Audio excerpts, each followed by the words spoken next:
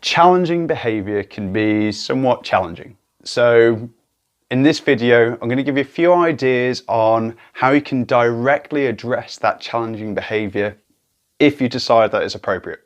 Enjoy!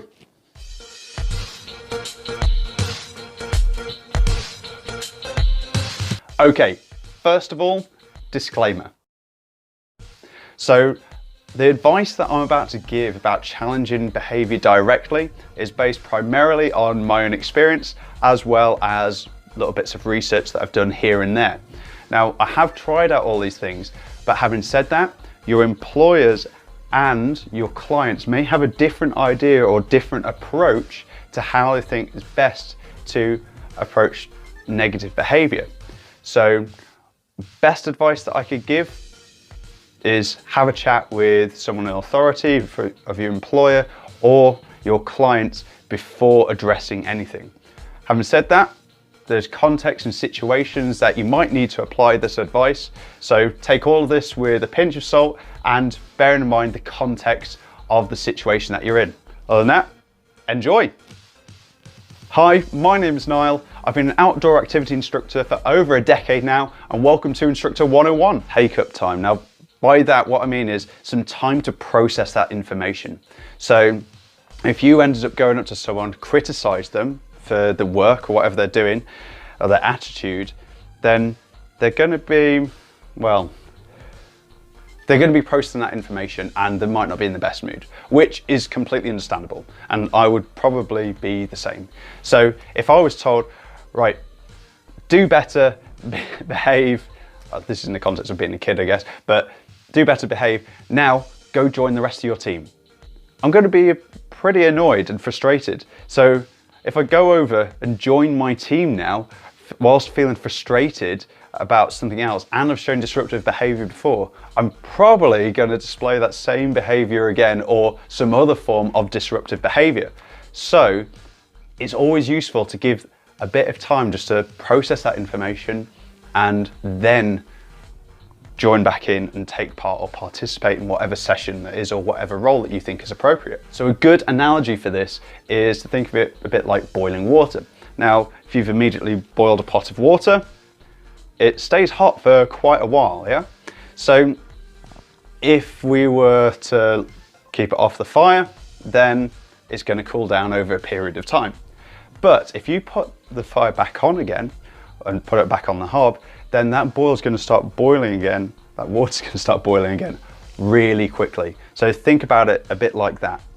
Now, if you threaten to do something, you must follow through with it. So the reason for that is if people see that you're willing to bend the rules or your expectations, then they're likely to challenge this in the future. Not always, but there's a potential for it. So why not reduce that potential? Now, if we take the example of an archery session, and I give an expectation right at the start, even before going into the range, I say, if anyone crosses the shooting line, whether that's by accident or not, they'll be missing out on part of their go. I will follow through with that. Again, even if it's by accident, I'll do that.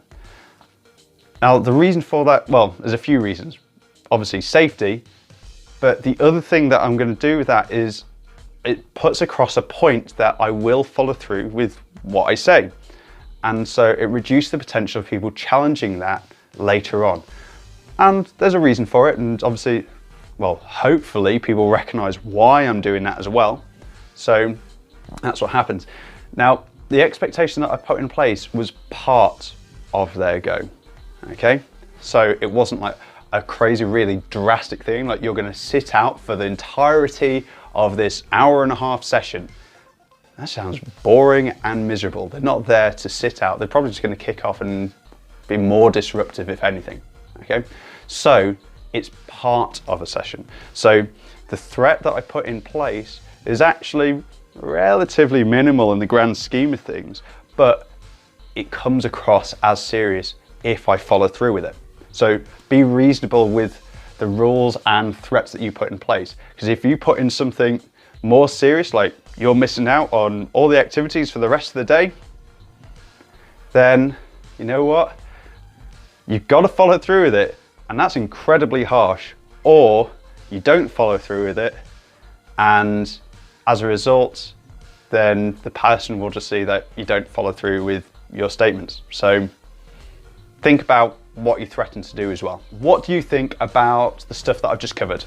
Now, bearing in mind that there is lots of stuff there, and I've probably only just scratched the surface. Humans are incredibly complex things, so I don't claim to know the reasons why everyone is misbehaving for whatever reason. There could be loads and loads of reasons. All this advice is contextual, and like I said, it's based on my own experience and bits of research. Your employers and clients might have a very different idea of what's appropriate and the individual's needs. So make sure you check that first. Having said that, what tip have you found most helpful? What's been most useful? And maybe if there's anything, what do you think might be controversial? I'd love to know. Let me know in the comments down below.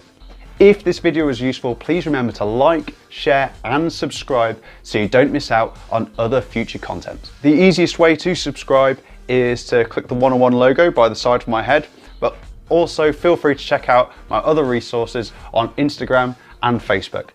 Other than that, thank you very much for watching, and until next time, take care.